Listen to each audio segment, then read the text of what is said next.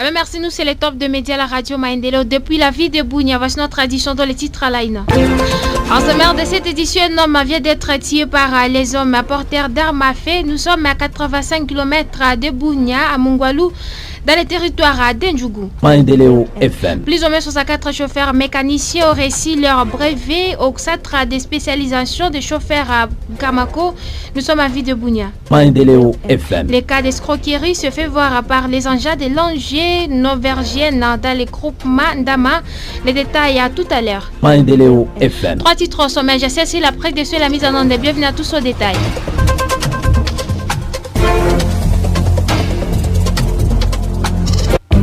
Ce journal vous est présenté par Sephora Pétou. Bonsoir. Le complexe scolaire Maendeleo Bangkok organise un festival de culture haïtienne dénommé Maendeleo Talent. Cette activité culturelle débute ce dimanche 16 juillet 2024 à partir de 13h au site de cette école située à l'avenue Bandaka au quartier Bangkoko. D'après Joseph Kisuki, coordinateur de festival pour ce dimanche, ce sont les candidats de la musique gospel, musique populaire et danse populaire qui seront sur podium. Il appelle tous les jeunes à venir prendre part à cette activité. Et le billet d'entrée est fixé à 1000 francs seulement. Joseph Kisuki est dans cet extrait sonore choisi par Alias Eloi Ivoeka. Notre motivation a des volets. La première, c'est l'encadrement culturel des talents de nos élèves. Et le deuxième volet, c'est l'encadrement professionnel de nos élèves. Parce que Maendeleo Talent organise différentes activités. La première, c'est l'activité professionnelle. C'est-à-dire, nous organisons des formations en anglais, en informatique, en culture des champignons, en décoration, en art culinaire. La deuxième activité, c'est le festival proprement dit, avec différentes activités, danse, musique, dessin. Il y a également le théâtre, la comédie. Voilà ce que nous organisons avec le festival Maendeleo Talent. Les intervenants, ce sont nos élèves. Nous sommes là pour promouvoir le talent de nos élèves parce que nous disons que cette devise, c'est Maendeleo Talent, la promotion des talents des élèves et pour la paix. Mais cela n'exclut pas que nous ayons des invités, des groupes de danse qui sont bien reconnus dans la ville, qui seront là chaque dimanche pour ce grand rendez-vous culturel qui va devoir bouger toute la ville de Bunia. Parce que Maendeleo Talent, c'est une chose d'extraordinaire. Les dimanches, nous commençons avec la première activité de ce festival. Les catégories qui seront évitées, c'est la musique gospel, c'est-à-dire les élèves qui vont compétir pour la musique gospel, la musique populaire et la danse populaire. Voilà les activités qui seront prévues les dimanches. Les billets fixés seulement à 1000 francs. Vous venez, vous achetez votre billet. En achetant les billets, vous votez pour les candidats que vous connaissez. Comme il y a des candidats avec leur numéro, vous achetez les billets, vous dites, moi ça j'achète au nom du candidat numéro combien. C'est pour ça que ça va se passer. Le festival est là pour tout le monde. Et les parents puissent nous envoyer les enfants du lundi au samedi pour les différentes formations en anglais, en informatique, en français, en musiculture, en art culinaire, en décoration. Les dimanches, nous venons pour nous détendre avec le festival Maendeleo Talent qui les gens viennent avec seulement leurs 1000 francs. La finale se jouera le 25 septembre, c'est-à-dire c'est une grande activité qui va devoir bouger toute la ville de Bunia. Signalons que le festival de culture haïtienne dénommé Maendeleo Talent est là pour soutenir la paix à Nituri et au Nord Kivu. Et notre devise est de savoir et de dire non aux armes et oui aux arts et la devise de Maendeleo Talent. Et puis nous entamons la passe sécuritaire. Cette fois-ci, nous sommes à Mungwalu où les bandits armés au Tié et jeune homme vendredi 5 juillet 2024 au centre commercial de la commune de Mungwalu dans le territoire d'Endjougou. C'est le bourgmestre de cette municipalité, c'est qui mandre les ensayas au tiré à bout porta sur un jeune homme avant de prendre de l'argent. À de l'occasion, il appelle tous les opérateurs de fermer les travaux à 17h local. C'est qui mandre le bourgmestre de la commune de Mungwalu au micro de la RC Mbounia. Hier, à 20h20 là, il y a eu cette situation et volé la main armée l'autre hier. C'était un agent de MPSA. Il a reçu le coup de balle à la poitrine au niveau du thorax et au niveau des ovaires. On l'a acheminé à l'hôpital où il était décédé, à l'hôpital général de Mungwalu. Vous savez la situation d'hier. Hier, la population qui les débats des Plutons, ils sont là, mais c'est toujours sous contrôle. Mais les dispositions sont prises. Cette fois-là, nous avons l'action communiquée officielle. Nous avons l'action communiquée officielle. Les méthodes de transfert, les trottoirs doivent être fermés. On est armé et puis les dispositions sont prises. Cette fois-ci, il faut fermer comme on le fait à Bunia. Vers 17h, on doit fermer les trottoirs. On doit aussi fermer les méthodes de transfert. De façon qu'à ce moment-là, ça va marcher. Parce que le nombre de policiers, à tout cas, ne représente pas ce qui se passe à Mungwalu. Le nombre d'effectifs de policiers constitue pas. Voilà aussi les difficultés qu'on connaît ici. Nous aussi, avec les autorités, on a pris des dispositions. Il faudrait qu'on commence à fermer les motos de transfert, les comptoirs, etc. Et aussi les expositions de domaine aussi pour qu'il y ait une meilleure exposition au niveau de Mongwalo. Vous savez que le Mongwalo est capturé aussi de groupes armés, comme vous le savez. Ce n'est pas une situation difficile.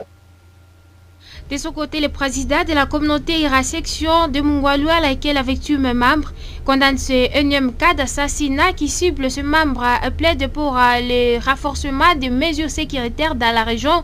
Suivez ici les explications de Asivas Binenzero, président de la communauté IRA Mongwalo. Tuna huzuni sana tena kuwa na cas d'assassinat ya notre frère Muindo Lifingi Mapendo mwenye aliwawa ndani ya sandre ya commune rurale ya Mongwalu niveau ya ropo ya Zanga vers 20h15. Huyu kaketu alikuwa kishafunga nini mlangu subitement, batu benye mpaka sasa habaya julikana baliweza bakampatia masasi na tulipima faa kameme intervention kumpeleka ku hopital general. Vraiment haikuwezekana, balipiga masasi mubaya. Kitu yenye iko na tushangaza iko maka d'assassinat zenye ziko na enregistré du jour au jour, aucune enquête, donc tout qu'on a kufa hivi, tunakufa hivi. Et maintenant nous appelons les autorités compétentes, plus particulièrement ba autorités locales benye biko ndani ya mungini, bangalie tena namna gani bata multiplier sécurité ingie ndani ya mungini.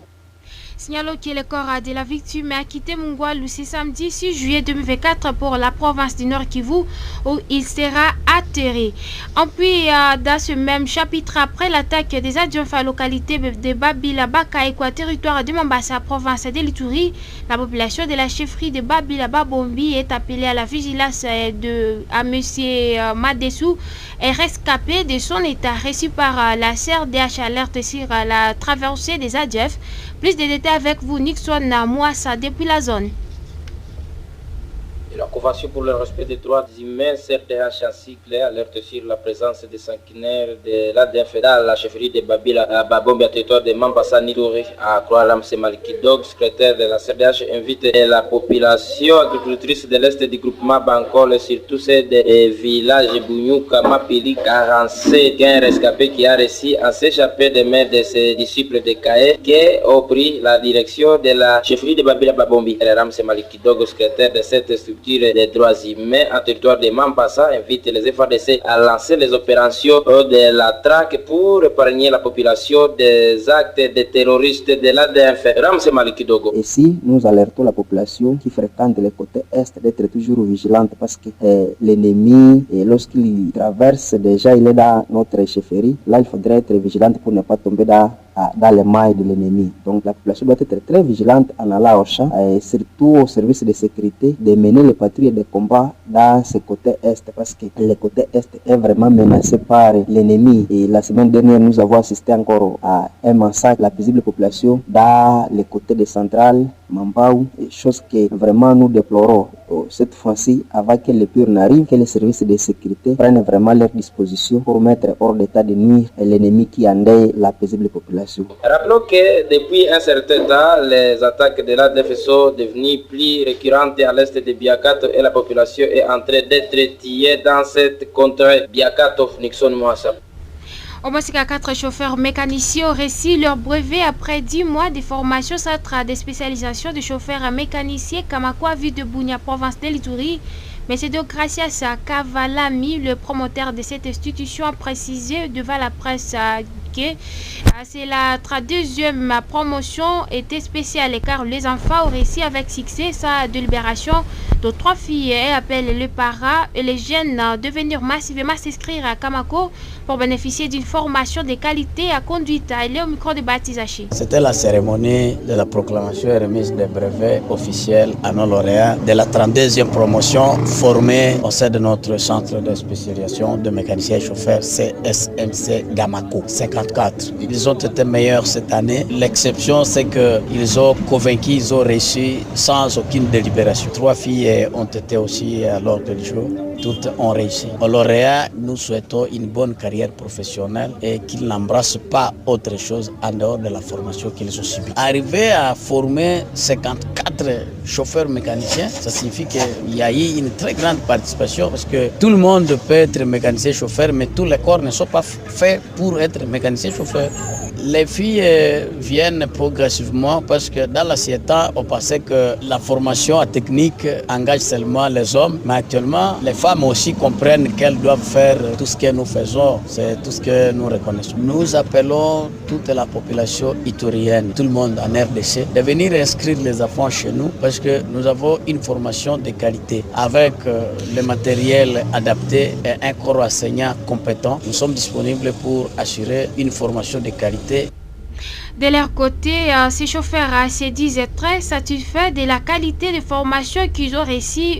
Ils demandent aux autres jeunes d'éviter la distraction. Ils sont tour à tour dans ce transport. Furaha yangu kwa mitembeza gari kubarabara mzuri sana. Mimi najua yote sasa pepo pepo. Sio mimi kwa satisfied na yote yenye tulireseva. Juu formation tulikuwa mzuri sana. Mimi watoka mzipela mpaka dele na mugulu mpaka kufuatilia mekaniki. Mimi nafuata ile jimwa juu mimi letaka kwa kusema mtasimama botu bakamate courage. Bali bafrekate ni nekola mekaniki ile pale ile ipana nataki tumwevi ya graph ya kugogopesha mtu. Ndio mtatembeza yote. Hata akabambi kiletana mita nini ile mtatembeza yao. Furaha yangu iko kusema mimi niko chauffeur, mécanicien et puis chauffeur.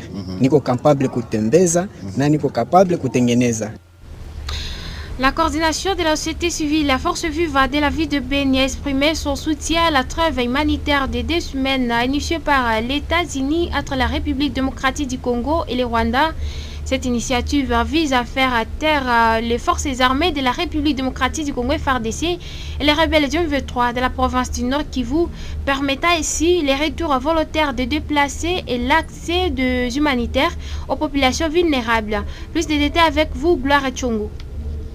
Maître Pépé Kavota, président de la coordination de la société civile Force Vive de Béni, a salué l'initiative mais également émis des réserves.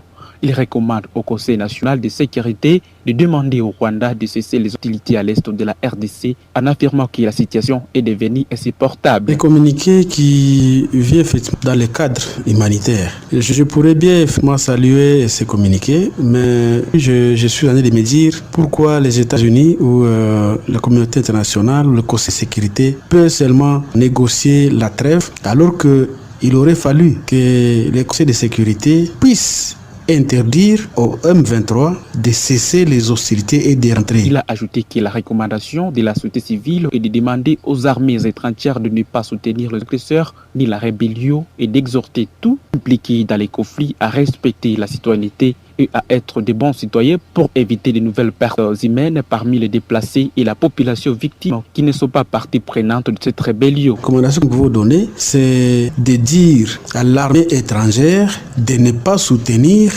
les agresseurs ou de ne pas soutenir la rébellion au niveau du Conseil de sécurité et de dire à tous les citoyens congolais qui seraient dans les rangs de l'ennemi de bien vouloir respecter, n'est-ce pas, la citoyenneté. Maître Pekavota appelle ainsi à une action plus ferme et directe pour mettre fin aux violences, aux souffrances des populations de l'Est de la RDC et pour instaurer une paix durable dans la région. Béni, Gloire Tsongo pour votre radio. La sous-coordination de la société civile Force Vive de la chefferie des Aloura d'Ouganda ose les taux pour dénoncer des pratiques qu'elle qualifie d'escroquerie orchestrées par des agents de l'ONG NRC dans les groupes Mandama. Nous sommes à chefferie des Aloura d'Ouganda. Selon M. Joseph Berochan, sous-coordonnateur de ces structures citoyennes dans la région, dans une interview accordée à la rédaction de votre radio, ces agents auraient exigé des sommes allant de 500 à 5000 shellés à Ouganda à la population, en particulier à ceux qui n'avaient pas pu présenter leur carte d'électeur au Lokuta. C'est depuis le lundi 24 juillet 2024 au samedi 28 juillet 2024 que la population du groupement de Ndama à chefferie des Alous d'Ouganda est victime d'escroquerie organisée par certains agents de l'ONG. Ces agents se sont arrangés pour escroquer la pauvre population lors de la séance d'identification moyennant 500 000 voire même 5000 shillings ougandais pour ceux qui auront marqué la carte d'électeur. Fort malheureusement, cette escroquerie est organisée sous le haut patronage d'un agent soi-disant de la DGRP travaillant au guichet de Jalasiga alors que c'est un escroc identifié sous le nom de Dani. Face à cette situation, la société civile a demandé aux autorités d'ouvrir une enquête afin que l'argent perçu soit restitué au coût d'une fois de plus. Face à ce comportement incivique, tout en fustigeant cet acte, nous sollicitons la diligence des autorités politico-administratives ainsi que de sécurité de mettre la main sur ces bandits afin qu'ils procèdent à la restitution de l'argent escroqué de cette population qui est déjà vulnérable à cause de multiples cas d'atrocités. Recommandons également aux autorités de cette organisation d'initier une action disciplinaire contre ces agents et leurs complices qui cherchent à ternir l'image des organisations à caractère humanitaire. La notabilité des jeunes de la République démocratique du Congo, une association sous-bite lucrative des jeunes basés à territoire du Magui, s'est dit indignée de l'arrestation des deux de ce fils par la justice congolaise qui pour eux est une arrestation sans motif et sans raison favorable.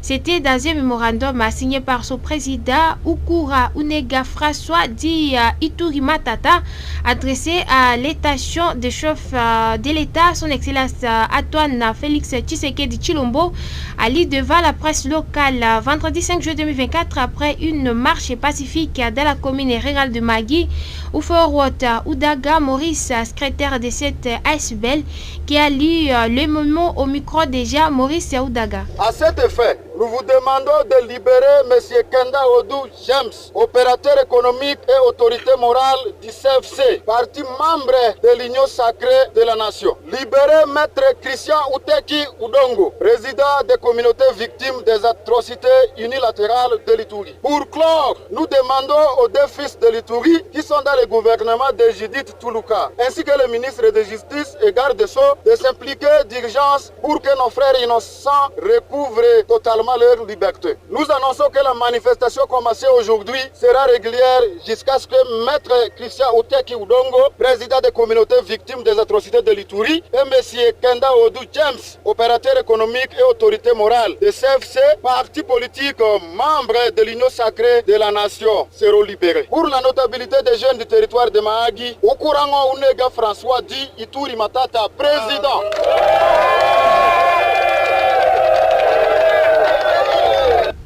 Les coordinations de la société civile Force Vive de la ville de Béni, celle du territoire qui porte le même nom, condamne avec venimeux les actes de justice populaire qui gagnent du terrain dans la partie nord de la province du Nord Kivu. Ces derniers temps, dans un communiqué conjointement signé par ces deux coordinations ce week-end, ces structures citoyennes ne sont pas favorables aux attaques de biens publics et privés. Écoutons l'intégralité du communiqué de presse produit pour ces faits, lu par Maître Pépé Kanvota, président de la coordination urbaine de la société civile Force Vive de la ville de Béni, au micro de Kiv Congo Alfosa.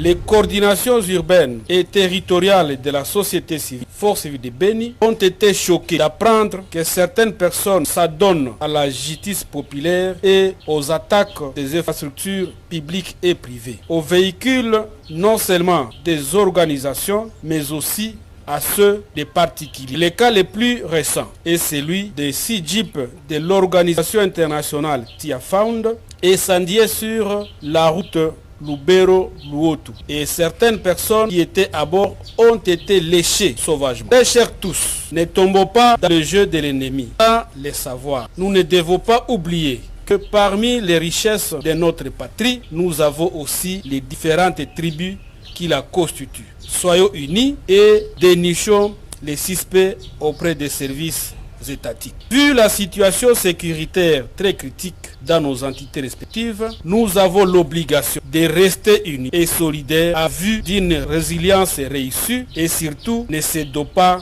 aux manipulations et à la haine distillée savamment par l'ennemi pour gagner du terrain. Messieurs et dames, comprenez avec nous que nous sommes à la fin de notre édition, mais pour les gens qui nous ont suivis à cours de diffusion, voici à quoi les titres. Maendeleo FM. Un homme vient d'être tué par les hommes porteurs d'armes à feu. Nous sommes à 85 km de la ville de Bunia, à Mungwalu, dans les territoires d'Indjougou, que vous avez les détails dans cette édition. Maendeleo FM. Plus ou moins 64 chauffeurs mécaniciens auraient réussi leur brevet au centre de spécialisation des chauffeurs à Kamako, à ville de Bunia, que vous avez les détails. Maendeleo FM. Le cas d'escroquerie s'est fait voir par les agents de langue norvégienne dans les groupes Mandama, que vous avez les détails. Maendeleo FM. Moi, c'était Sephora pour la présentation, la direction de Biamunguka Tchelewa. J'ai assuré la presse de sur la mise en onde, surtout sous la réalisation de Sisilema, les youtubeurs. Notre édition se poursuit sur Maendeleo Bunia TV et Maendeleo Info sur TikTok. À la prochaine. Maendeleo FM.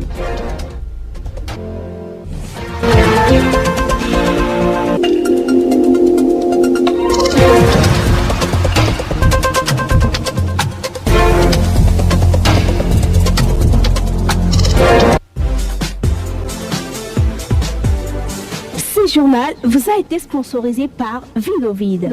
Vidovide, un grand secret de la bonne santé. Le thé du cacao prévient plusieurs maladies. Élimine le stress, fatigue, rajeunit le corps ainsi que l'anxiété. Vidovide, disponible partout au marché de la RDC.